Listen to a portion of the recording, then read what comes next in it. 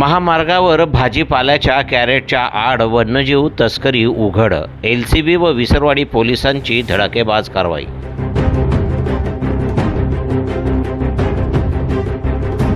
विसरवाडी धुळे सुरत राष्ट्रीय महामार्गावरील बर्डीपाडा टोल नाक्यावर नंदुरबारचा गुन्हा शाखा, एलसीबी, वन विभाग व विसरवाडी पोलिसांनी संयुक्त कारवाई करत भाजीच्या कॅरेटखाली सुरू असलेली वन्यजीव तस्करी उघडकीस आणली.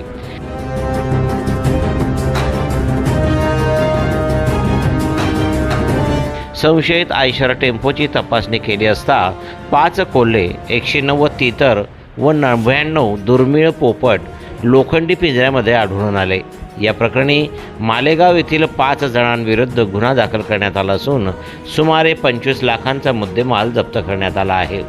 महाराष्ट्रातून गुजरातकडे ही तस्करी सुरू असल्याचे प्राथमिक तपासात निष्पन्न झाले आहे. सम्राट V7 न्यूजसाठी प्रतिनिधी संतोष चौधरी यांचा रिपोर्ट.